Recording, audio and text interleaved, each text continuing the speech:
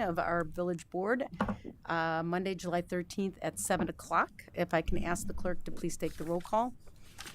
Trustee Bachner. Here. Trustee Kargi. Here. Trustee Vasquez. Here. Trustee Brennan. Here. Trustee Hennick. Here. Trustee O'Connell. Here. President Aducey. Here. If I can ask you to stand and look at the flag.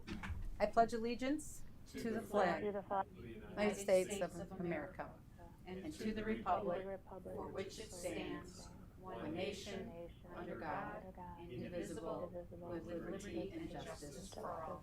Thank you. Okay. And Eric said there was no citizen comments. So we'll go right into the elected official comments and announcements. Maybe if I can start with Trustee Bachner. Hi, everyone. Good evening. I'd like to start with a land acknowledgement. So as we begin, we are mindful that we hold these meetings on land that was once and still is inhabited by Indigenous people, including the Ojibwa, the Chippewa, the Menominee, Potawatomi nations, and more. And we will remember our nation's history and honor the Native people as stewards of this land that was colonized, and that River Forest continues to be a place many people from diverse backgrounds live and gather. And would like to just give a quick update for the census work that we're doing. So we will be launching ad buys on social media to targeting River Forest residents up until the time, I think maybe for like the next couple of months, John, if I'm correct, until we have field workers who are making phone calls and such into residents to ask for their responses. We will be refreshing the census banners that we have right now with updated info, maybe some catchier look to it to grab people's attention and to remind people that there is still time to fill out the census. And we plan to do at least, if not more, 1 to 2 face mask giveaways at multi-unit housing to make sure that we are able to access people who can sometimes be harder to access. And so looking down some of our main corridors, Harlem, Madison Street, Lake Street. So if people have any suggestions around there that they think would be good, please feel free to let me know. Other than that, I was fortunate enough to join Representative Chuy Garcia today in a discussion around priorities in the Latino community.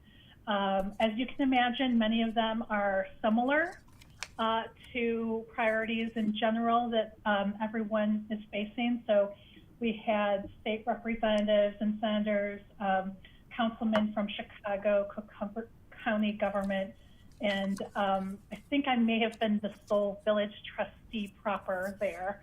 But speaking about schools and the tension between some families needing to have kids return to school because they have jobs where they can't work with it's tough for their childcare, and other people who are living in multi-generational housing where they have grandparents, and so they are afraid that their kids are going to go to school and come back potentially because with COVID, because the schools are just so packed with reopening. There was some discussion around the budget for Illinois and programming for kids during the summertime. Of course, the census count was mentioned, Medicaid expansion was mentioned, housing was a big issue that came up.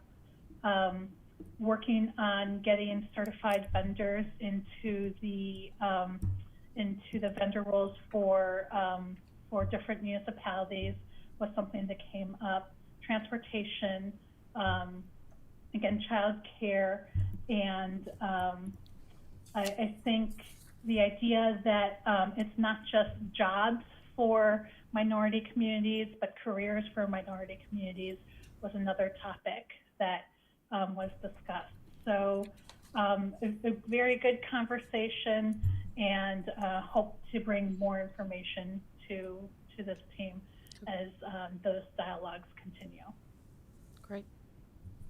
Great, thank you. And thank you for being there.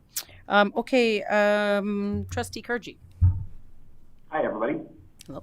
Let's see, the Deer Committee finished up the survey at our last meeting. I think it was still in June, but so far as of 5 or 6:30 this afternoon, we had 821 responses. Wow. The card notifying the village has been sent out. Sarah, you said it was sent out last week. Yes, it should have gone out probably Thursday or Friday, so I've got some phone calls today that people have received it. For the record, I haven't gotten yet, but that's fine. We have a meeting coming up next week. Not really sure what the agenda is going to be yet, but at this point, we're sort of on hold. I know that at the last, or before our last meeting, I had reached out to all the trustees about extending the deadline for submitting the report. But Eric had an idea that was probably better than mine. Rather than coming to you each month if we need additional time, let's just wait till we near the September deadline to figure out when we'll actually be done with it. That means we don't have to keep bringing these up at additional meetings. So I think that that's a better approach. We probably will be late because, probably won't make it to September because the survey responses aren't final until August 31st. But the committee will work as diligently as possible to get it done. Okay, great. Thank you, Tom. That's good news. 821. It's a good number. Thank you. Hopefully it can get higher. Okay, Trustee Vasquez. Okay. I want to report that the Age-Friendly Ad Hoc Committee met at its first meeting on July the 8th. We talked about conducting baseline assessments on age friendliness in our village, and we were going to look at using the AARP, the 8 domains, the areas to focus on, which is 1, the outdoor spaces and buildings, 2, transportation, 3, housing, 4, social participation, 5, respect and social inclusion, 6 is work and civic engagement, 7 is communication and information, and 8 is community and health services. We also talked about developing surveys to explore each of these 8 areas, as well as talking about in the future putting together some focus groups and or community sessions to gather more information to identify the level of age friendliness in each of the 8 areas. So we also talked about working with River Forest Township, the River Forest Library, and D90, because I know they have some activities relating to seniors, grandparents, as well as the intergenerational working of students. And so we'll be working with them as well. We also talked about coordinating our dementia-friendly group, so that our group is not doing something inconsistent with what they're doing. But we also agreed that maybe that should be separate for now, and we'll just coordinate on a monthly basis, so they can basically focus on dementia-friendly, and we would focus more on the general big picture items for our seniors. Our next meeting will be on August the 12th. We'll be meeting on the second Wednesday of every month, and I'm looking forward to it. The other item I wanted to report is on Age Options has their mid-year legislative updates. I can send this around, but they have an hour Zoom sessions on Wednesday, July the 22nd, then Friday, July 24th, and then Wednesday, July 29th, all of them starting at 8:30 to 9:30 a.m. So as many people are invited to join from the community as well, not just from our committee. So we welcome anyone to find out what the latest senior legislation or legislation that affects our seniors is currently pending. The last thing I want to do is thank our River Forest Police Department for the 2 forums they held for our community. It seemed to be highly attended from our residents, and so thank you for I don't see him, but if he hears me, Chief O'Shea and his department and staff, thank you for that. So that's all. Okay, yes, thank you for the update. And we're looking forward to the more coming out from the age-friendly. Thank you, Rez. Okay, you said you had nothing, Clerk, even though I finally remembered that. Okay, just Trustee Brennan? Yeah, hi everybody. I wanted to mention a couple of things. First is I was invited to attend a meeting of It's Our Future, which is an impressive community of young adults in River Forest and Oak Park who are advocating for climate change solutions. And their group is sponsored by 7 Generations Ahead. I joined other community leaders, including Oak Park trustee Dino Andrews, River Forest Sustainability Commissioner Chair Lisa Gillis, and Laura Dirks, who is her equal number at the Oak Park Environmental Committee, to discuss how to improve our community composting programs. And I have 4 top takeaways. One is that Illinois is among the top 4 states in the country for offering food scrap composting to residents. Most of these programs, like River Forest, offer what's called a ride-along program, where food scraps ride along with your yard waste. Oh. Yep. And then for most of these municipalities, this program, their composting program, is built into the waste hauler contract at no additional cost to residents. And number 3, also some municipalities offer a pay-as-you-go format where every resident is given a 3rd bin, and residents can choose the size of their bins and are charged accordingly. So in fact, they spoke about residents actually reducing their waste hauling bills and saving money with these programs. And 4th, they discussed the challenges such as compost service not yet available for multi-unit buildings, the need for education about composting, and that the current additional charges in both of our villages somewhat act as a barrier to participation for some residents. Yeah. Overall, it was very informative, and the presentations received a lot of support, and I believe that this group is going to be following up with our Sustainability Commission on the topic. Katie, can I ask a question on that? I mean, Yeah. Did they have any suggestions on like you said, it was prohibitive, the cost of the composting or entry into composting? Did I get that right? It was cost prohibitive in some cases?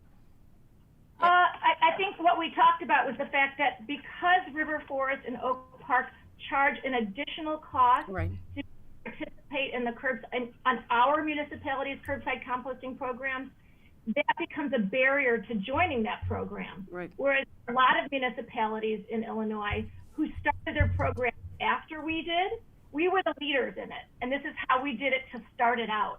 And other municipalities who followed us were able to do it following our lead, but they built the cost in and they didn't charge an extra cost to the residents. Oh.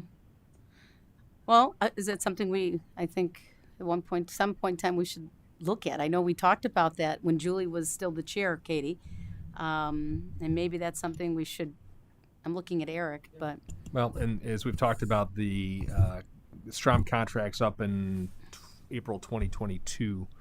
So I think that's something we could certainly look at as we go to, if we decide to go out to bid or if we decide to renegotiate. So we'll work with the Sustainability Commission. Thanks. Sorry. And I also wanted to report on some exciting forward progress that we've had in creating this working group on inclusion, equity, and diversity in River Forest. Trustee Bachner and I have had a lot of good discussions with people who are great resources in River Forest and who are very interested in participating in the working group and working through these issues. We are looking for the working group to be majority minority, and as we're reaching out to people, let us know of any names that you want to provide to us. The people that we've spoken with who are interested and that we've already reached out to have expertise in diversity, equity, and inclusion, or lived experiences relating to equity issues. And just this afternoon, I was contacted by Kyle Smith with the Metropolitan Mayor's Caucus. They have a task force on diversity issues, and they invited us to a meeting in August, and they're especially interested to hear about our initiative with Maywood. They're very interested in initiatives between towns and covering regions larger than one municipality. So I think Erica and I are scheduling a call to talk with them about that before the task force meeting. Okay. Yeah, we know Kyle real well. Kyle Smith from the Mayor's Caucus. He works with Rez on. In fact, he's our point person for the age-friendly, task force that we actually lead. I chair that subcommittee for the Mayor's Caucus, and he's kind of our point person from the Mayor's Caucus office. Kyle and Brian. So good guy. I think he should give you some good information. I'm sure. I didn't realize they had a working group, so that's good to know. The Mayor's Caucus. He's going to get to know River Forest really well. Well, yeah, between that and the age-friendly and a lot of things that we're working with the Mayor's Caucus on. So, obviously with Edith and the State Sustainability Commission. So I think we're one of the most active villages and that they have. So that's pretty good. All right. Thank you. Anything else, Katie?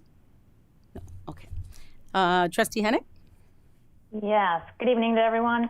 I actually have a couple follow-up questions to mention that you would like to see the majority and minority, and you also asked for people who might be interested. I believe I forwarded a couple names of people who've already reached out to me wanting to be involved around racial justice.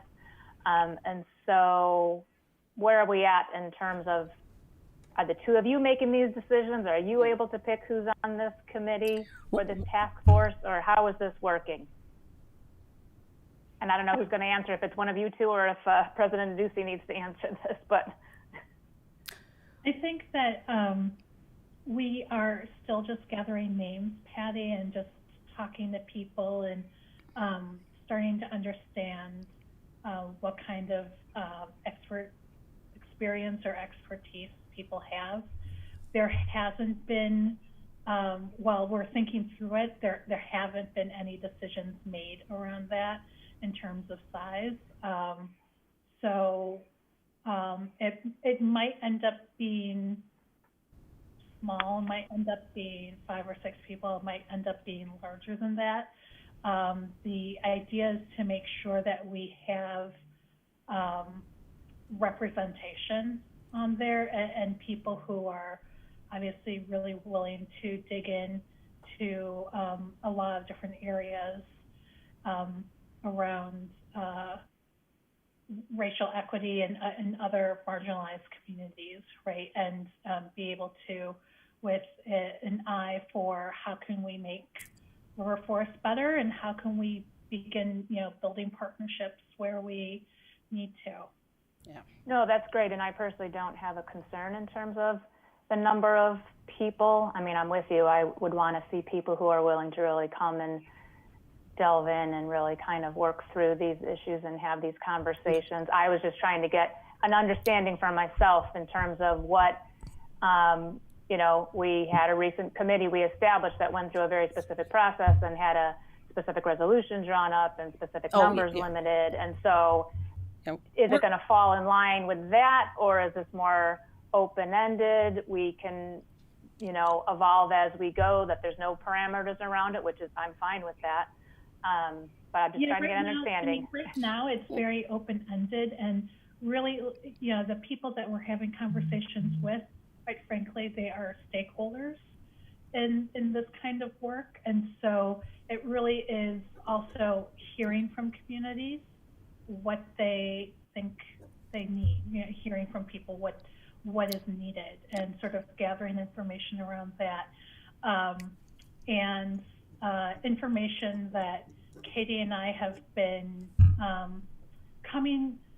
getting around, like what do other diversity groups who have done this in other municipalities and areas, what is that template? And there are good resources for us for those kinds of templates. So we are really sifting through that and trying to determine the best way to move forward for this. Yeah, no, and that's great, right? Because you're right. Sometimes you don't know what you don't know, right, until you're getting into it. Okay.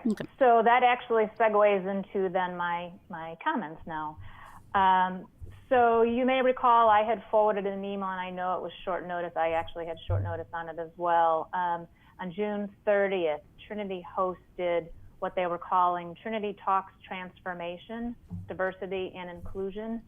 And I was happy to have been able to be available and listen to this panel. It was basically a virtual town hall that they set up. And basically it was affirming that they as well need to start looking at diversity and inclusion at the school, what the students are experiencing, where they can also have improvements. Students' experiences, even within River Forest, will be conversations. So I think it's something that even in terms of if you're looking for members of this working group, perhaps having somebody from Trinity, connection to Trinity, to be on that to further that conversation. But it's something that they're looking to continue, perhaps on a quarterly basis. They're still trying to kind of flesh out what that might look like, how often they have these town hall meetings.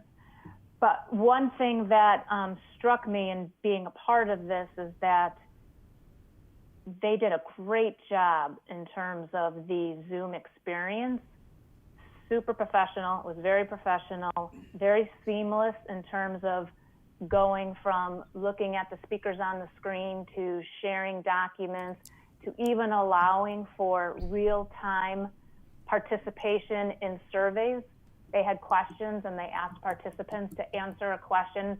You know, like some of it was, what are people's understandings of different information? And so they kind of gave a multiple choice question for people to respond to and say, okay, well, this is really where it's at, kind of thing. And that helped guide their conversation. So it just, for us,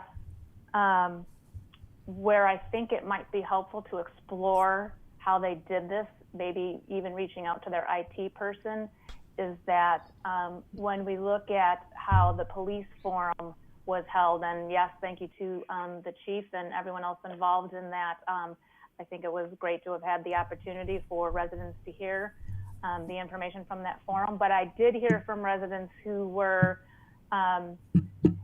they didn't feel the accessibility on Facebook was great. And in terms of being able to see information, I know in the first meeting there was concern about just seeing the screen behind the chief. And so I know people were trying to then log into that PowerPoint separately, seemed to be adjusted a little bit on things the next time.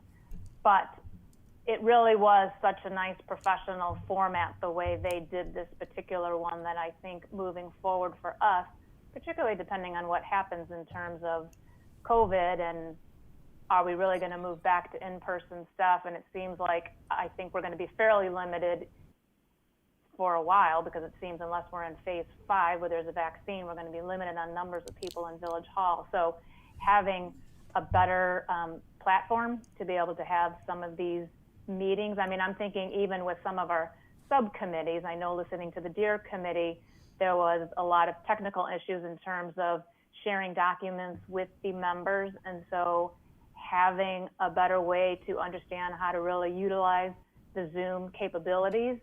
And I know staff, it's no judgment on any of you guys by any means, because I know you've got a lot of things you're dealing with, and there's a lot of things that we're not all familiar using, but clearly if this is going to be more long-term, we should really maximize the best way that we're having our Zoom meetings. And so again, just throwing out a suggestion that we may not want to connect with somebody at Trinity to find out how they did this whole town hall, because it was really impressive.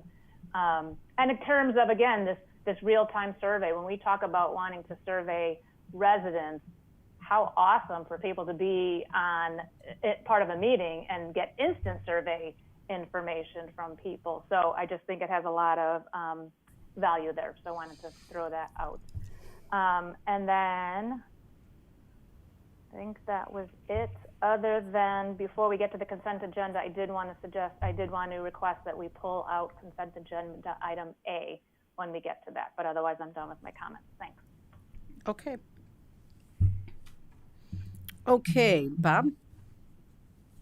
Good evening, everyone. I just have a couple of things. So I'm going to put on my my resident and trustee hat all at once. As you'll recall, about 6 or 7 weeks ago, we had a pretty nice little dumping of rain, which again filled the bowl on Keystone. Eric jumped into action, and along with John and Jeff and Mark, put together a quick Zoom meeting for the residents of the 10 and 1100 block of Keystone, and came forward with a couple of ideas and proposals. And within a day or two, I know Mark was visiting a couple of the homes of some of the residents to kind of do an individual assessment of the situation and what may or may not be going on as it relates to flooding at their home and in their backyard. And then last week, I'm happy to report that we had our sewer liner put in, and they finished the work up today. So want to thank Eric, first of all, for his quick action. John, Jeff, and Mark for their cooperation and their willingness to jump in and take care of the residents quickly. I know there's more work to come on this, but phase one went off without a hitch, and so we're in much better shape. So thank you again to the team for that. Also, had the opportunity to participate on the police forum, and again, lots of comments being made. I want to congratulate the chief and his team for the professionalism that they showed during that. Their willingness to come forward with the answers, and I just thought it was, again, our chief has done a great job over the last couple of months with some stuff, and this is just another feather in his cap. So again, thanks to the chief and his team. Other than that, that's about all I have for now. Can't go to any meetings, so kind of stuck here. So thank you. Okay, thank you, Bob.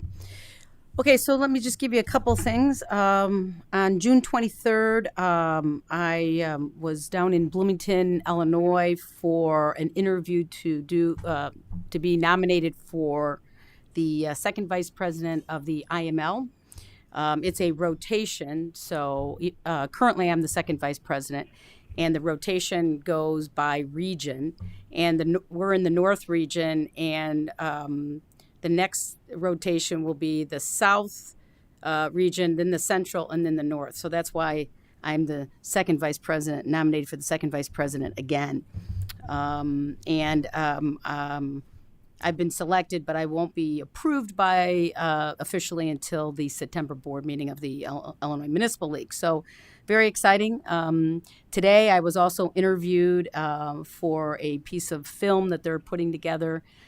They also interviewed Mayor Lightfoot on membership in the IML and some of the benefits that we get from the IML, which of course is a great deal amount of benefit. We are going to step up some of our communication on the COVID-19 and just generally as the kids and parents begin to assemble themselves to go to school or not. In some cases, OPRF appears to be making a decision to do mostly remote learning, where I think D90 has something different than that. And I think Trinity and Fenwick are doing something different. Well, Fenwick is in Oak Park, but Trinity is going to be, I think, mostly in classroom. So we just want to make sure that we communicate that. John and I are working on a couple of ideas and pieces. So, and I think residents are interested in hearing about it. I too want to congratulate the chief for all of that you've done and your team. As well as Eric Palm and his leadership. I got enormous amount of compliments regarding how the forum went off. Yes, we had some technical issues, I think, initially, but I think you overcame them. And I think people in the end felt satisfied that many of their questions were answered. And we showed accountability and transparency and openness to talking about, not only your organization, but some, sensitive issues. So I appreciate your openness to do that. You're going to, I believe, have a crime prevention, remind me of the date, July 22nd will be our quarterly crime prevention meeting, and 6 p.m. Thanks. I encourage all of our residents to Zoom in. I think, again, those forums and seminars are important. This could dovetail nicely into the working group that, both Erica and Katie have been talking about. We can work together on these issues because certainly we want to make things better and make things, as I've always said, we all need to work through our biases. And so, we're going to continue to work hard on that. So thank you for all of that. And I think that's all I have at this moment. So we'll move on to, oh yeah. And Eric, you wanted to update just the two board. real quick things I want to just give the board a heads up on. One, that soundproofing material that we had ordered for the Westlake area that has been ordered, received, and that has started to be installed. So that work has commenced. And then secondarily, as we've talked previously, the village will be the recipient of a grant that will allow us to pay for the demolition of some of the buildings on Madison Street that the village has acquired.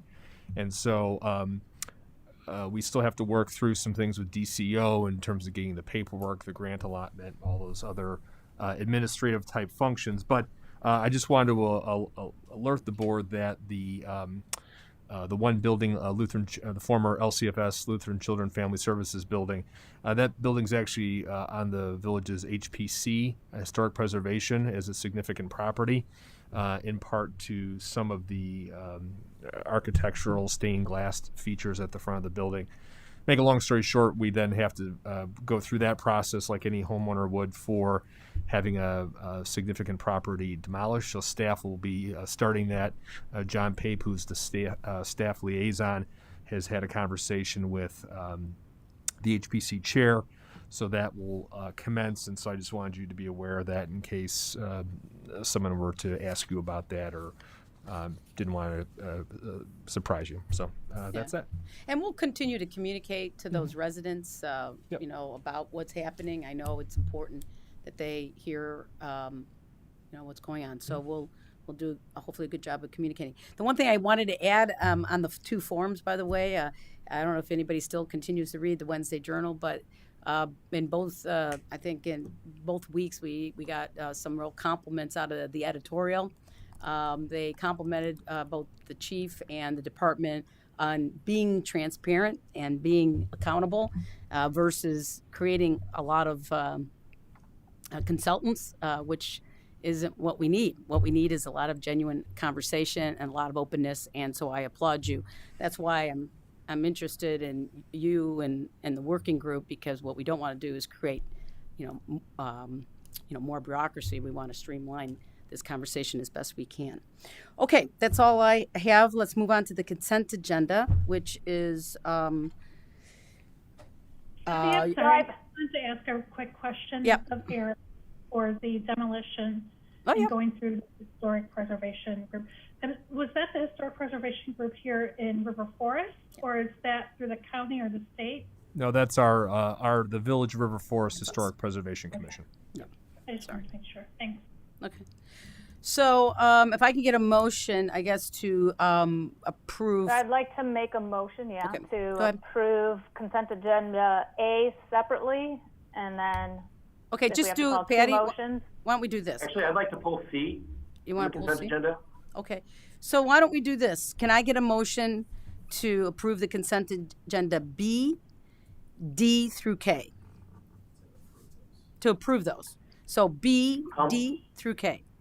I'll move to approve the consent agenda items B, D through K. I'll second. Yeah, B, D through K. Okay, very good. Any questions on B, D through K? Hearing none, then I'd ask the village clerk to please read out loud those items, and then we will go for there. Okay. Consent agenda, item B, Village Board of Trustees meeting minutes, June 22nd, 2020. D, award of bid and contract to Swallow Construction Corp. in the amount of $603,992.50 for water main improvement projects.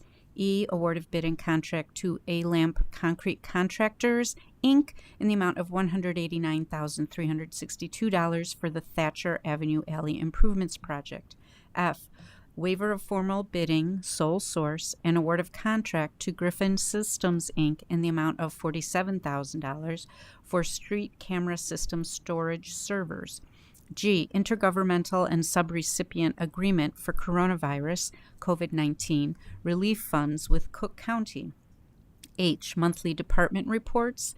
I, accounts payable June 2020, $1,477,375.13.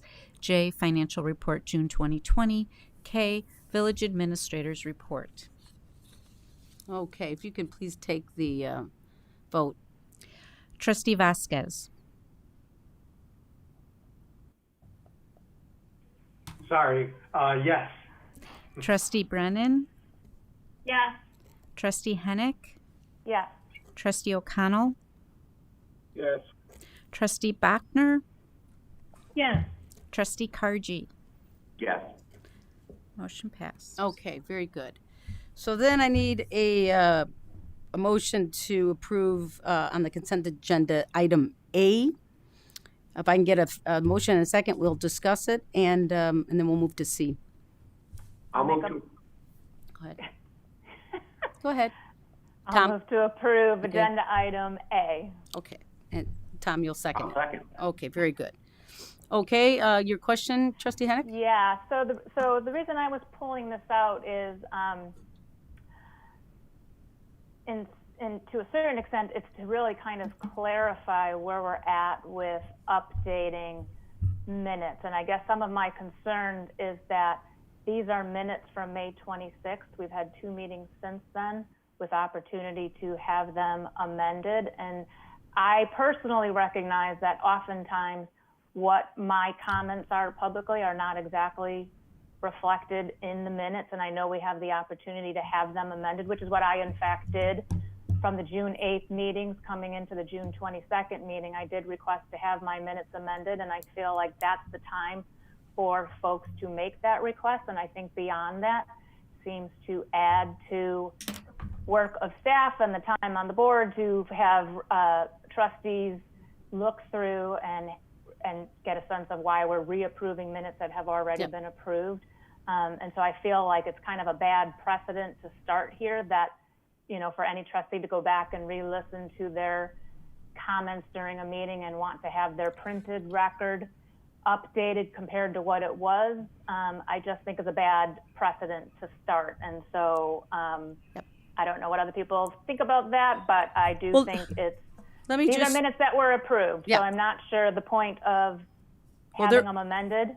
well, the point is that somebody wants to amend them. So the May 26th, the only time you could amend the May 26th would have been the following board, which was the June 22nd board. No, June 8th. Would have been June 8th.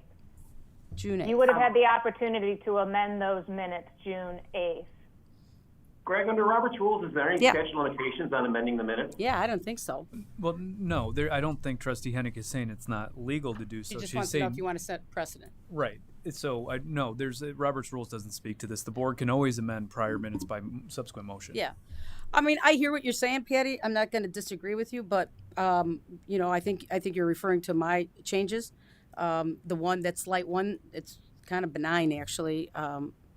You So don't- I guess then why make it is my I mean, point. only And because so it was- that's the precedent that and I think it was in response to the amendment to the minutes that I wanted for the June 8th meeting that was handled on June 22nd. Yeah, I just wanted to make it was clear. I mean, it's in the audio. It's not like it's not in the audio. So, I mean, Well, it's in the audio, but it was, if the village board feels that you don't want to set precedent, I'm okay with it. It's certainly, I mean, I know the residents know what happened. It's not a big deal, but I think it's just real important, you know, to state dates in the minutes. But that's No, all I it agree, is. but seeing as in part it was a response to me going on the record to say that the June 8th date was sent in an email prior to that meeting. So it wasn't just about the conversation during the meeting. And so for you to change the date now when you had the opportunity sooner as it was, I sort of have issue with. And besides the fact, again, the biggest reason being it sets a precedent. And for people to be able to come back later and want their printed record changed after we've approved. Well, let me ask the board. I mean, if somebody has, real. I've been doing it for 7 years. No one's done it before, and I doubt that many people will do it in the past. I mean, if you made an incorrect statement on the record in the public, I think it's important that the minutes reflect what actually occurred to clarify what you had said. So that's just I think there's the nothing minutes wrong they're not incorrect though, Tom. She was just adding more to what was said. Right. No, but you said that the meeting was set in an email, and as I read the minutes, it reflects it was actually said in the meeting. Yeah, it was said in the meeting. Okay, and that's but again, all I was in trying to terms do of is making a change to the meeting, to making a change to the minutes, she's not correcting an incorrect statement. But you said, if I understood what you just said correctly, because I don't remember, but I thought you said that you stated in the public meeting, the meeting was set by an email, when apparently the minutes would now reflect it. In fact, it was set in the meeting. It was said in the audio, and I was just trying to ensure that it was correct in the minutes. Here, I mean, I'm with you, Tom. I mean, if somebody wants to change something that's very, significant, then they should ought to have the chance. But I'm not looking to. This is, like I said, the audio was correct. The minutes should reflect the audio, and that's all. Right, but there's oftentimes things unless are not there's reflected majority in the minutes of the with board audio. here that wants to, take it out, I'll follow your lead. But at this point in time, I mean, I don't think it's a major change. It's just verifying what was said. Well, we need to vote on it, so Yeah. you're right. So people can still vote, and okay. people can either approve it or not. All right, fair enough. Okay, so can I ask the clerk to read it and then vote it, please? Sure. Consent agenda item A, Village Board of Trustees meeting minutes, amendment to approved minutes, May 26th, 2020. Trustee Bachner. Wait, can I ask a question? Wait, what's the motion? Is the motion It's to prove it. that we're never going to do this? No. We're never going It's to do this again? No. Or it's just these minutes? no, just these minutes. Okay, thank you. I'm sorry. Yeah. And also, can I just clarify, following up on that? So by voting that we approve these minutes, are we making any sort of statement about whether or not we want to be able to approve minutes? No, that's exactly what I just asked. No. Well, but no, we are. By approving these minutes, we're setting the precedent that anybody, multiple meetings beyond minutes being approved, can go back and request to have them changed. As long as it's accurate. I don't And know if people why. are fine with that, I then don't know that's why fine. I'm we just saying would- it's additional work for staff and meeting time to do that. Well, when We're not a people court should of come law. prepared. Okay, take We're the not a vote, court of please. law, so precedent really doesn't apply. I mean, any board in the future could, even if we were to pass a determination that you can't do this, any board in the future could change it. So change it. I don't really have a problem with it. Again, I've been doing this You for might want 7 to say years. that, Greg. This is the first time it's ever happened. I mean, I can't. It's very rare that people even ask to amend the minutes from previous at the next meeting. So Well, I don't know think somebody it's a big problem. questioned which minutes were being approved when I made the changes, so anyhow, So we could take the vote. let Greg I've has. made my point. Okay. I've made my Yeah, point. Trustee Karji is correct. This is a matter of practice. You can't bind a future board. They can always go back and revisit what's been passed before. Okay. All right. Trustee Bachner. Yes. Trustee Karji. Yes. Trustee Vasquez. Yes. Trustee Brennan.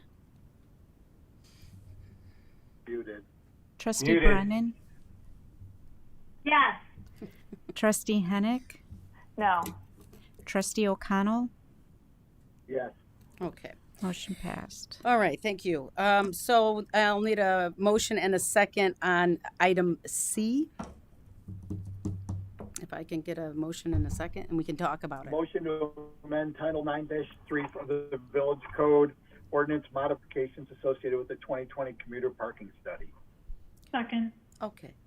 And Kathy, I just asked to be pulled just so I can vote no. I was opposed to this because I think it's unfair Oh, no. to charge residents for parking when we're letting people that don't reside in the village park for free, and when they're doing it solely for purposes of avoiding paying parking at Dominican and Concordia. So I understand. Thank you. That's my only point. I just want to be consistent. No, very good. Thank you. Thank you for reminding us. Okay, any other questions on this? Hearing none, I'll ask the clerk to read it and then take the vote. Consent agenda item C, amend Title 9-3 of the Village Code Ordinance, modifications associated with 2020 commuter parking study. Trustee Kargi. No. Trustee Vasquez. Yes. Trustee Brennan. Yes. Trustee Hennick. Yes. Trustee O'Connell. No. Trustee Bachner. Yes. Motion passed. Okay. All right, we have no consent items for separate consideration, and we're moving on to the recommendations of boards, commissions, and committees. If I can get sorry? Oh, I thought I heard something. This is for the Development Review Board, the appointment of Jane McCall for a 2-year term. Her expiration would be 4/30/22. If I can get a motion in a second, and I can kind of go over it a little bit. Make a motion to appoint Jane McCall to fill the O'Brien vacancy on the Development Review Board. Mm-hmm. Second. Oh, sorry. That's okay. Yeah. Okay. Term expiring 4/30. Okay. So Jane, as you recall, we approved her in the Plan Commission last month, and this is just the rotation between the plan and the zoning, bringing one of those members into the Development Review Board. I think you all know Jane. I think everyone complimented Jane. I think she'd be a great asset to our Development Review Board. She has a long history of, with River Forest, knows a lot of people. So far, everybody I talked to has many great things to say about Jane. So if there's any particular questions, I know most of you know Jane. If there's any particular questions, I'd be happy to answer them. I do have some questions, Mm-hmm. Patty. And I know Jane as well, so this has my questions and even some of my concerns have absolutely nothing to do with Jane. So let me just start with that because I do know her. She's great. I guess my questions would be, because I've also talked with Jane and I've talked with Tagger O'Brien regarding this appointment. And so my concern first is that Tagger was not notified that she was going off the DRB. I was quite surprised myself when I saw her agenda and seeing that Jane was replacing Tagger. And so I was kind of curious, in part wondering, was Tagger moving? And so I gave her a call because I've gotten to know Tagger over the years. And I said something about her coming off the DRB. And she said, oh, I am. And she didn't have a conversation. And she raised the point about having just received the packet for Thursday's DRB meeting, that she was getting ready to work her way through. And so then when I talked to Jane about the appointment and wondering in terms of her timing for going on, she was of the understanding that Tagger was going to continue on the DRB until the Bonnie Bray project, and then she would start. But to me, that raised some questions because how long are we talking That is the here? motion, right? I just want to make sure. Did we do the motion right? Way. Okay, Bob, the motion, I misread it. You got to read the motion on your page. So could you revise your motion? Right. Did you got your motion page? Yeah, I do. I'm sorry. Yes. Right. Okay. So it would be What's the motion? So if Trustee O'Connell would correct the motion with Trustee Vasquez concurring, it's a motion. It's in your motion package. Yes, it's line item 7A. I'm sorry. I'm sorry, Greg. I was reading off the agenda. I apologize. Yeah. So let me make the motion again. The motion is to concur with the recommendation of the village president and appoint Jane McCall to the Development Review Board, effective once the Bonnie Bray and Thomas Plan Development Permit findings of fact have been approved, or if the application is no longer on file. Right. I second as amended. Okay, thank you. Okay.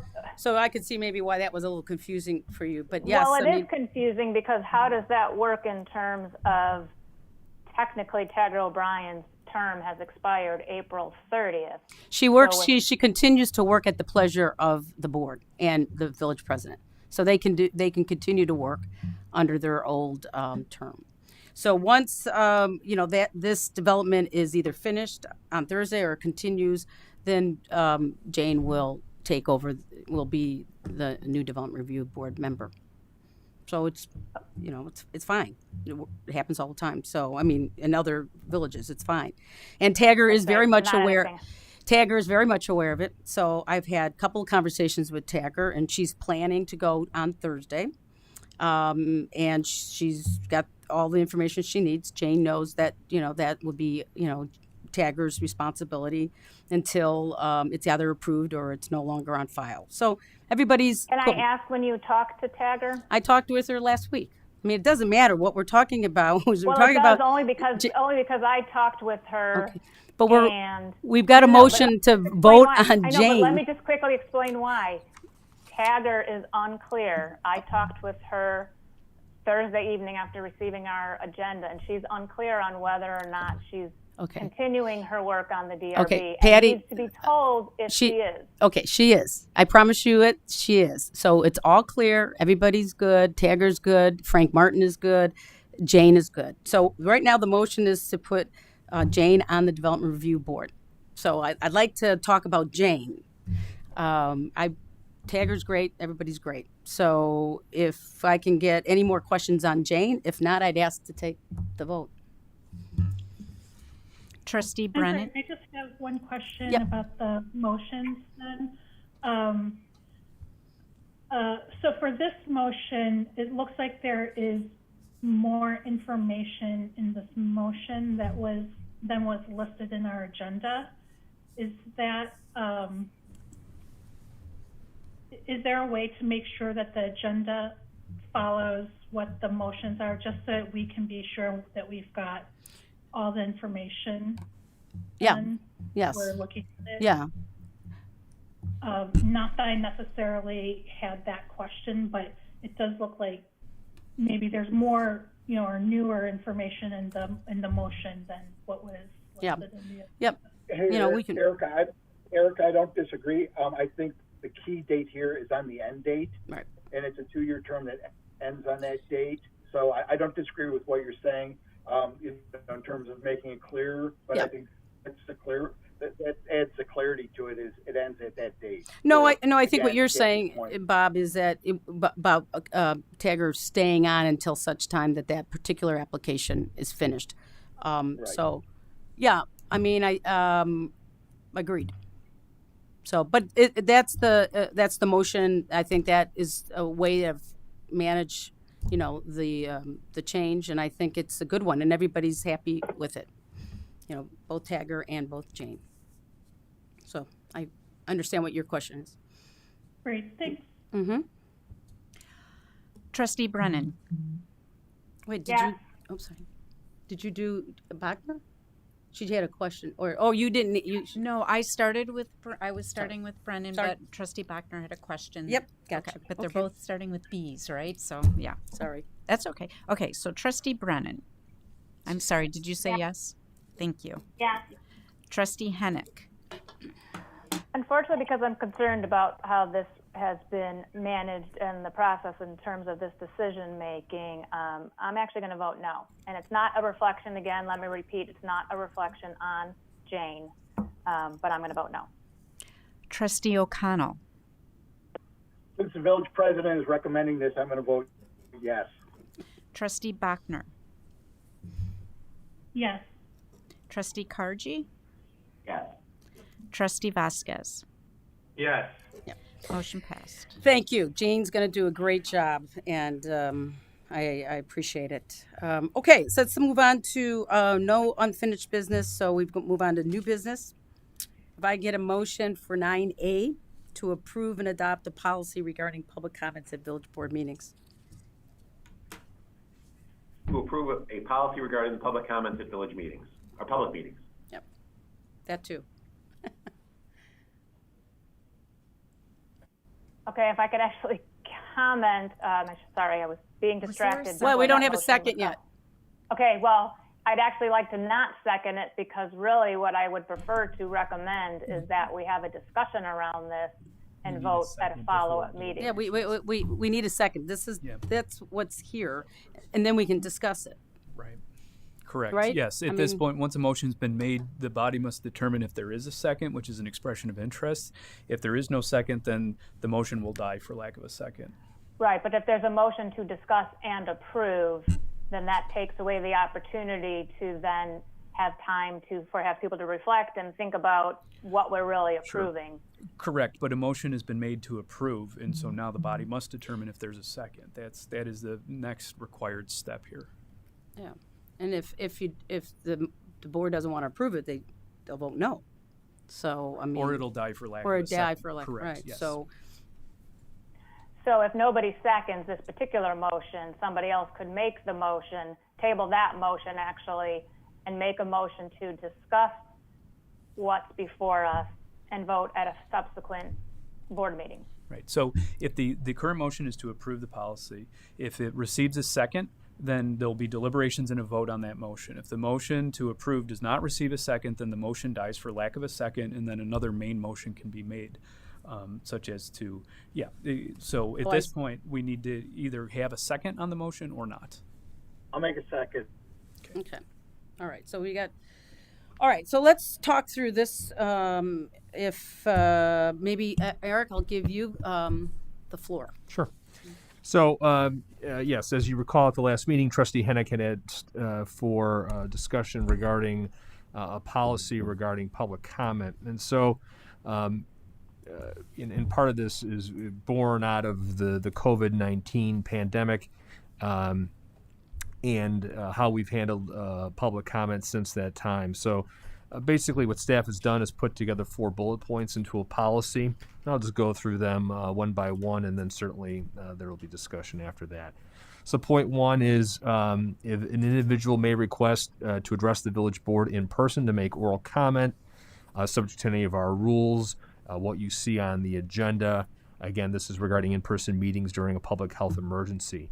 Said request should be made prior to the start of the meeting in accordance with any rules or deadlines that have been promulgated or stated on the agenda. So that's what we have been posting, and that has what I think has worked out well so far. So if someone wanted to address the board, again, they can do that via Zoom or via telephonically. They still have the ability to do that during a public health emergency. Item number 2, again, if there's a disaster declaration in place, I lost my. I've been trying not to use my glasses, but this isn't gonna. It's not gonna work. I did that last time. I couldn't. Yeah, sorry. So when the governor or the director of the IDPH has issued a disaster declaration. Again, an individual may request to address the village board electronically or telephonically to make oral comments. And again, that's consistent with what we've been doing here as past practice. Item number 3, an individual may submit written comments to the village board regarding village board meeting items and agenda, anything on the agenda or anything they want to put forward. Comments will then be shared with the village board as soon as practical. Comments will not be read into the record, but will be appended to the village board meeting minutes to which they relate. And those minutes obviously continue to be on the village website. And then the 4th point, more of a kind of a contrast to number 3, is that if someone continues to send comments to village board members, which you would do now either individually through your email addresses or if they come through the village website, those fall under a different policy, which I've attached that has been approved previously. Those don't become part of the public record, just are under more of a constituent engagement, even if those items were to fall on an agenda of some sort. So those are really the 4 main points, and certainly here to take any comments, questions, and go from there. Yeah, and I think part of it was, I think your thinking was on large amounts of emails that say similar things. It was, it was going to be attached to the record, but Right. It's not going to be read into the record because it would take a very long time. Right. And I'm not quite Okay, sure, so if Well- I can sure actually, that would be the efficient way. And I think that was one of the major differences, right? Right, and one of the things we looked at early on was, I mean, going back in the COVID time machine when all this started, Yeah. we weren't confident at the time about the technology, right? I mean, I knew as much about Zoom, next to nothing back in February of 2020. Right. So while we were adopting these emergency rules for public participation, we want to have some sort of fail-safe. So in the event someone couldn't connect electronically, they still had the ability to communicate with the village board. Right. And so that was how that written comment item came in. As we just evolved, we got to the point where the technology has worked and has been very reliable.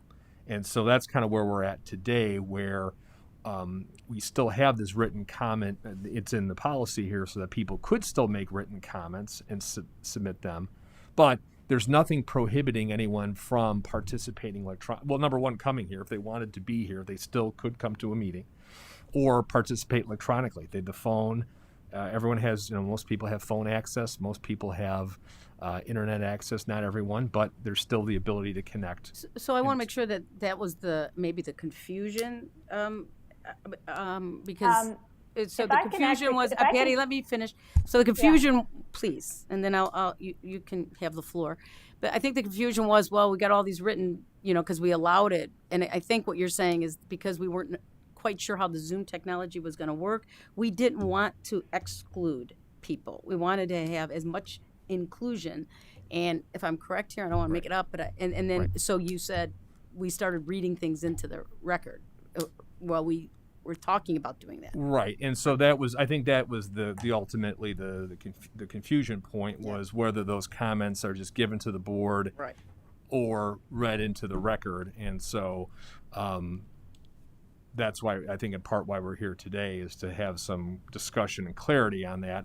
Staff has proposed it one way. Certainly, it could be proposed a different way, but that's where we left it for starting the discussion. okay, so seeing as I was the one to recommend this discussion, I guess I need to clarify my intention.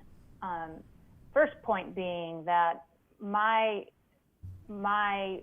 reason for wanting to have clarification around public comments was not solely in regard to our current situation around COVID and Zoom and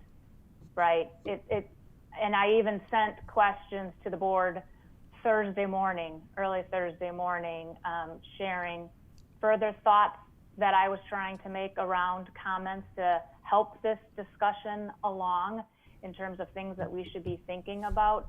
Because the other point that was made at our last meeting was the fact that if we continue to stay on Zoom for a while, and even though there's not maybe an emergency declaration, but there's still going to be some limitation to people coming into Village Hall, or people who are feeling uncomfortable coming into Village Hall because the virus still being around. We talked about the idea of still allowing people to be able to participate remotely via Zoom. And so my question too, and this has been a question all my time on the board in terms of if there's somebody who can't attend a meeting but would like to make public comments, and not just necessarily to the board. A lot of times public comments are actually beneficial for everybody listening, right? And so for comments just to come to the board, there's not the value to the broader community to hear different things that's being suggested.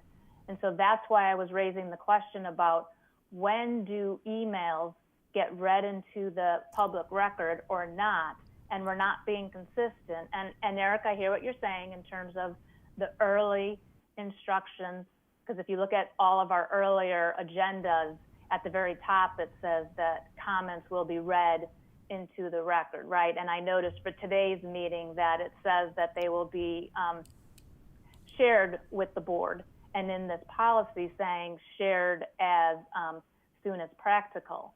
So now my other concern, which I also raised in terms of wanting this discussion, is that If we're getting comments through the village like we did in such large number, or even a smaller number, and they're not distributed to the board in a time that we're able to read them prior to a meeting, to be able to reflect on those again, because that's the point of public comments, right? The point of public comments is not just a nicety. It's not just a show that we say we want to hear from the public, but we're not going to incorporate anything that anybody says or reflect on anything that anybody says. And so the idea that comments are going to be in the public record, and so that's okay if we get those emails after the fact, because how has that helped me as a trustee to know what residents want if I don't have the ability to hear all of this or read it prior to our meeting and prior to when we're going to be voting on something? And so that's why I want wait a minute. clarification around this. So just make sure I get it. I mean, if a resident sends you an email, and it happens to send it on Sunday or Monday, I mean, then, you know, that's what the resident or person, what do you mean, no? They don't send it then?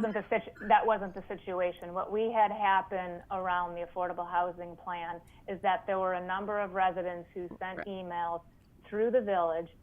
Sarah set up a Dropbox for us, and so that morning she sent us a batch of emails that came in since Friday, and then later in the day she sent another batch, which I didn't realize even throughout the rest of the afternoon then, there were still even further emails added to that Dropbox, right? And so I didn't get them and wasn't notified that more were added later, and the one email that had been added later was the email from Carrie Cragen, apparently. And so what I'm saying is that if we don't have, so even to say as soon as practical, what does that mean in terms of how it's helpful to board members to get these emails? And then we have this mix. So here's the other thing, is that we do get the emails directly to us, right? That Eric was describing, that those aren't going to be included in the record. Right. But yet the emails that were included in the Dropbox that Sarah shared have now become part of the public record. And so that's why I raised the question of, so why are these residents' emails part of the public record, but yet other emails in regards to the same topic? Because I think Eric answered that. It's because it was addressed to the Dropbox, to the village, versus Kathy Ducey and Patty Hennick directly. I mean, if the village never gets it, then it's hard for them to make it part of the Dropbox. I think that's what you were referring to. But even the Dropbox isn't a normal occurrence for us. Sometimes it's just emails that get forwarded. I'm just trying to get clarification so that trustees, wait, Bob. What? I'm just trying to get clarification so trustees and residents understand how their comments are going to be used. But Patty, okay, if you hold on, we'll answer your question. I mean, go ahead. Right. So there's there's various ways, obviously, to communicate with elected officials from constituents. They could call you, they can see you at Jewel, they can email you to your personal email address, and they can email you through the village website. If they have any of those interactions with you, those are a constituent elected official engagement, right? And none of that information becomes part of the record. Right. Also, remember, not everyone wants to be on the record. They want to communicate with you and tell you how they feel about a certain subject, but that doesn't necessarily mean they want their comments attached to minutes or in the minutes of the meeting. So that's their way to communicate and engage with you. If they do want to be on the official record, but don't have the technology or the means to talk to you or appear via Zoom at the beginning of a meeting, there is an ability from them to write the comments down and send them, and they will become part of the public record. Right. Right. But not read. And so again, I hear what you, go ahead, Bob, I'll let you talk. So in the year, give or take a day or two that I've been on this, we've never used the Dropbox. The volume of letters that came in that period, that was the mechanism that Sarah and the staff had to use to get those to us. It couldn't be one by one by one, okay? And frankly, after you read the first one and you read the 47th one, they didn't say anything different, okay? So that's point number one is, you know, if you want to read them and you want to take the time to read them, that's fine. But I don't think we should take this board's time to to read the same letter over and over again. Now, if you want to go through and name the 47 residents that sent the letter and say, here's what the letter said, maybe that's an alternative. But, the fact of the matter is, we've had plenty of conversations about, putting things off and we're going into the night and doing things. I think reading 47 of the same letters would have been a waste of everybody's time, including the residents. Somebody was making the point, got it to 47 people, and we want it on the record. So by them coming to the village, it goes on the record. But I don't wish to be repeating the same letter over and over and over again. So if I can just make a couple points to your comments there, Bob. First of all, I did read all of those letters, and they were not all the same points. Actually, there were some important points that were raised that could have been shared. I'm with you that if the letters are the same, which is the email that I sent on Thursday made the suggestion that we don't read 47. I appreciate respecting everybody's time.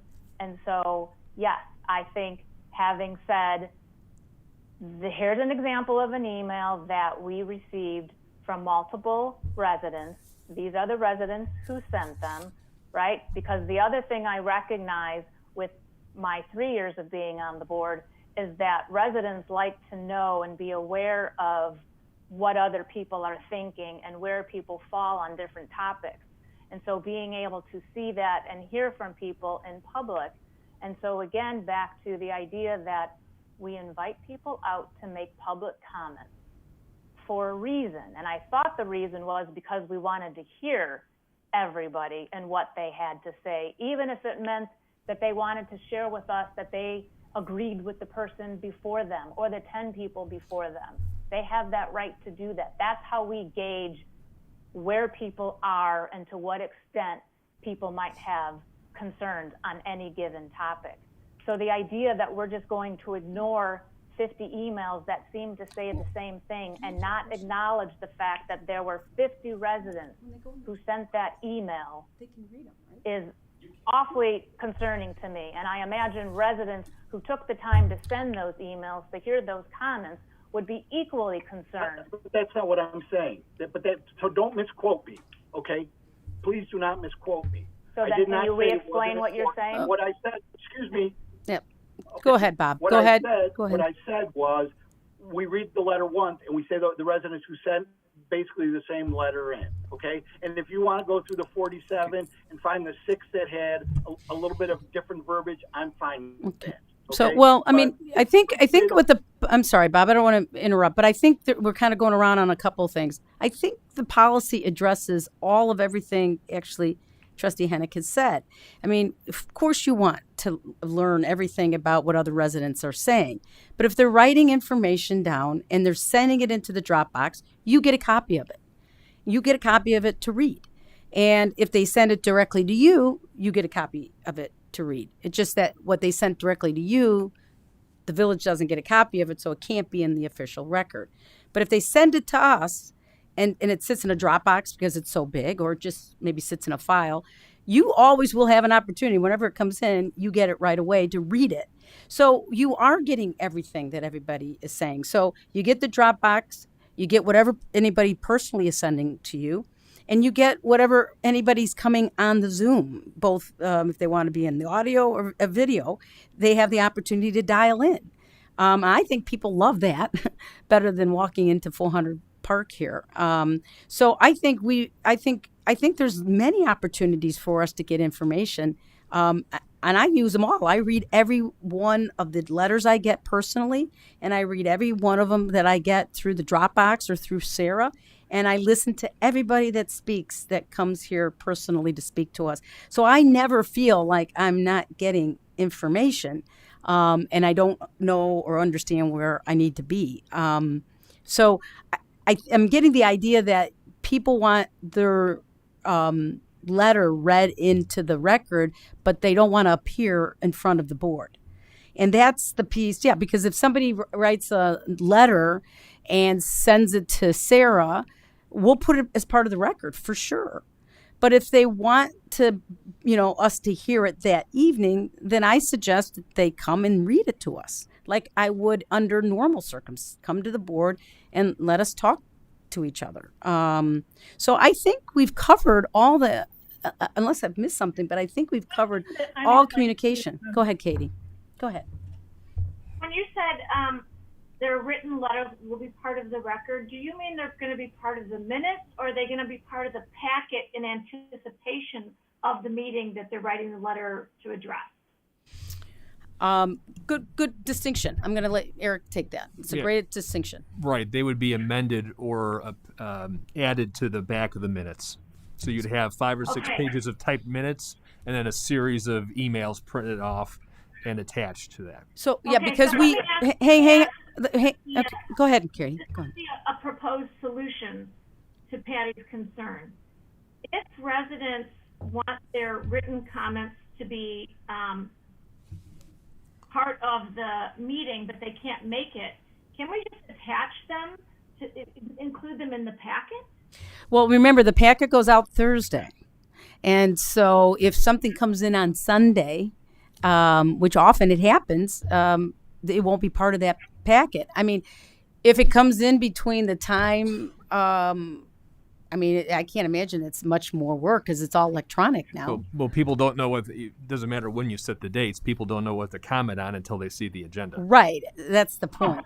So, unless, in some cases like the affordable housing, they kind of sort of anticipated that and they started a campaign. I'm not opposed to, if we get it up until because they are anticipating an item on the agenda, to make it part of the packet. I'm not, Yeah, it's all electronic anyway. There are other technology things we could do if the concern is, and staff doesn't want to be going through emails over the weekend either, right? So they're right. It's not fair. No, right. So, we could instead of... I wouldn't want you to have to. No, right. So the alternative could be is we could refer them through... Sarah, are you on? There she is. I'm going to put you and Pape on the spot. We've got that vbot@vrf.us email. Is that active? We had it at one time. I'm not sure that it's active, but okay. It's probably more dormant. Yeah, we could probably get that. We could, instead of making... What is it? So at one point we had an email set up which was vbot@vrf.us.